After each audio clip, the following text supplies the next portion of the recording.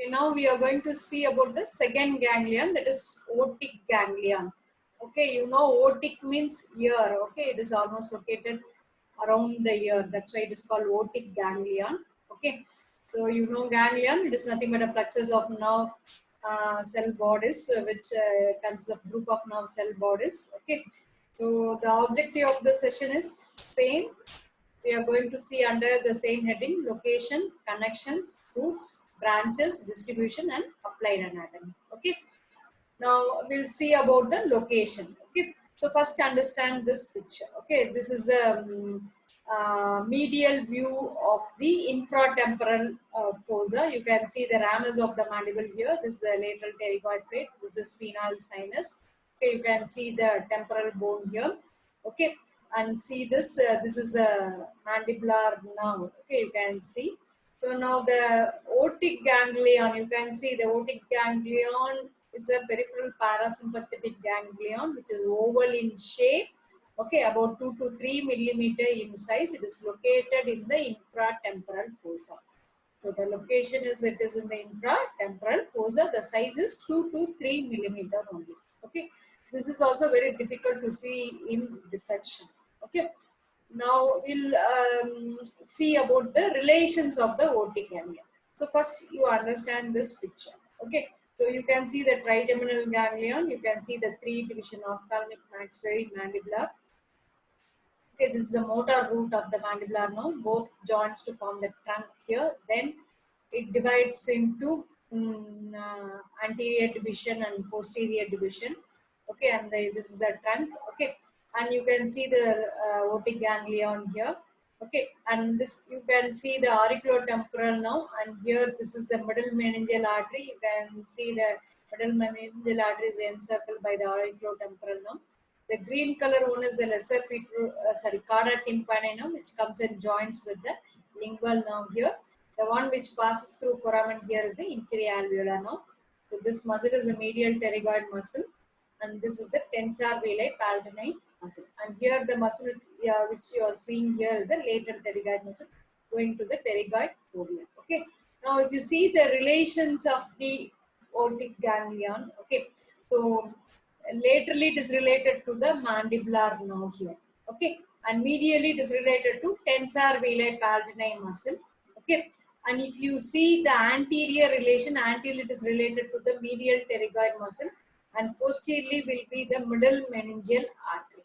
Okay, so once again I'm repeating the relation. So this is the medial view of the infratemporal fossa. Okay. So now this part is the external aspect. So now the lateral relation of the ganglion is mandibular nerve. Medial will be the tensor veli palatinate muscle. Okay. And anteriorly will be the medial pterygoid muscle. This is the medial pterygoid muscle. And posteriorly will be the middle meningeal artery. Okay.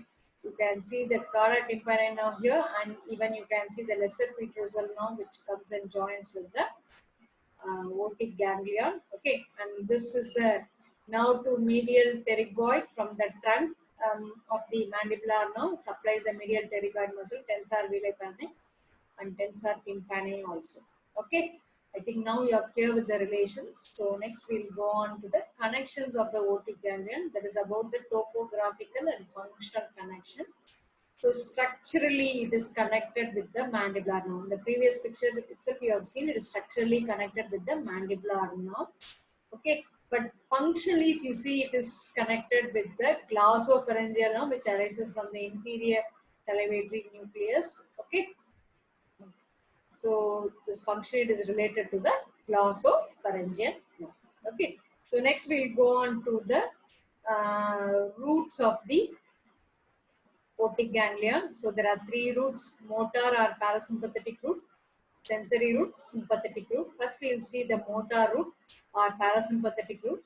So this is the section of the medulla at the level of floor of fourth ventricle. Okay, you can see various nucleus here. Out of this, for us very important here is the inferior salivatory nucleus. So now the motor root, that is preganglionic fibers for otic ganglion, arises from the inferior salivatory nucleus, which is located in the medulla oblongata, okay, which carries general visceral efferent fibers, okay, and it passes through the glossopharyngeal nerve. Then from the glossopharyngeal nerve, the tympanic nerve arises. So the tympanic nerve in the medullary, it forms a tympanic plexus, okay. So now from the tympanic plexus, the preganglionic nerve arises, that is called as the lesser petrosal nerve. So the lesser petrosal nerve relay in the otic ganglion. Okay. Then from the otic ganglion, the postganglionic fibers arise, which passes through auriculotemporal nerve, which is a branch of mandibular nerve. Then it gives secretomotor supply to the parotid gland. Okay, I think now you are clear with the parasympathetic motor route. Okay, starting from inferior salivatory nucleus, glossopharyngeal nerve, tympanic branch, tympanic plexus, lesser petrosal nerve, otic ganglion, auriculotemporal nerve, parotid gland. Okay, so next we'll see about the sympathetic route. This is a schematic diagram. This diagram you can use for drawing the otic ganglion. Okay, so you can see the inferior salivatory nucleus, tympanic branch, and this continues with the glossopharyngeal nerve. Okay, you can see the tympanic branch, tympanic plexus, lesser petrosal nerve, otic ganglion relay in the otic ganglion here.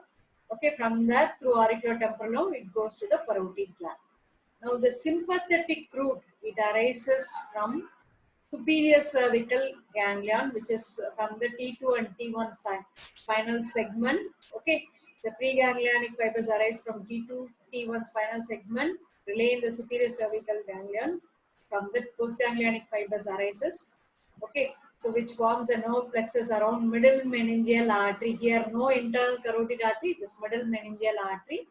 Okay, so from that the fibers will pass through the otic ganglion without relay. Then it reaches the through auriculotemporal nerve. It reaches the parotid gland. Okay, so here it gives vasomotor supply to the parotid gland. Okay, so next will be the sensory route. So the sensory route is the sensation is carried from auriculotemporal nerve. Okay, then it goes to the again the trigeminal nucleus. Okay, so the auriculotemporal nerve, it acts also both secretomotor, vasomotor, and sensory supply to the parotid gland. So I think now you are clear with the three routes. Okay. So other than this, you have branches. So what are the branches? So you have parasympathetic branches, then sympathetic branches, sensory branches. So all passes through auriculotemporal. It supplies the parotid gland. So the fourth branch is the somatic motor branch. It is passing through nerve to medial pterygoid. So which supplies the medial pterygoid. In addition, it also supplies the tensor palatai and tensor tympani muscle. So this nerve to medial pterygoid, it passes through otic ganglion, but it not relay like sympathetic route. Okay.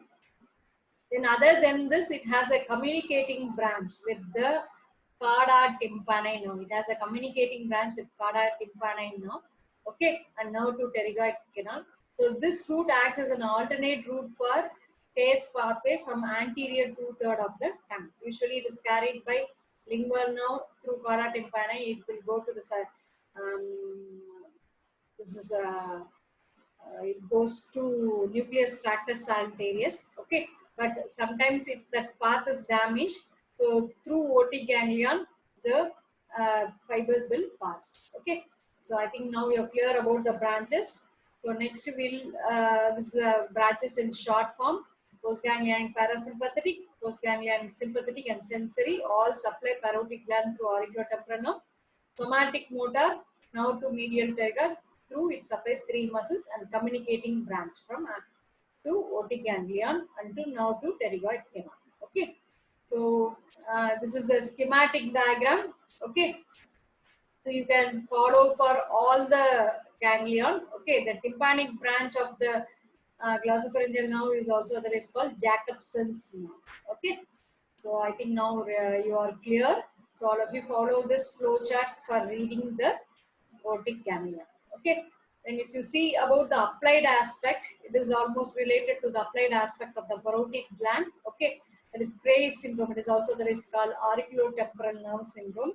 So in this, actually, in case of any injury to the parotid gland which damages the auriculotemporal nerve and greater auricular nerve, so while regeneration of the nerve, both the nerves will communicate with each other. Okay, so in case of while eating, what happened? So in spite of auriculotemporal nerve activation, the greater auricular nerve will they do their action, and they will cause blushing and sweating around the parotid gland area. So this is called Frey syndrome. So it's there are two types: adult and pediatric Frey syndrome. Okay, so you can see the Frey syndrome in adults. You can see the sweating and blushing of the skin around the parotid region. So this is mainly the secretomotor fibers of auriculotemporal nerve joined with the greater auricular nerve. Okay, so through that the sweat glands will be activated. Okay, in the facial skin, and this causes, in spite of secretion of parotid gland, it causes sweating of the skin in the parotid region. Okay, so this is mainly discovered by the Luja Frey. Okay, she is a female academic neurologist in Europe who classified this as gustatory setting. Okay, so this is another simple diagram for drawing. You can follow any diagram, whatever you are convenient. Okay, if it is asked in 5-mark question, you have to compulsorily draw the diagram and you have to write about the applied anatomy. You follow the heading, whatever I told. Okay, then it will be easy for you. Okay, so with this I'll finish. If you have any doubt, you can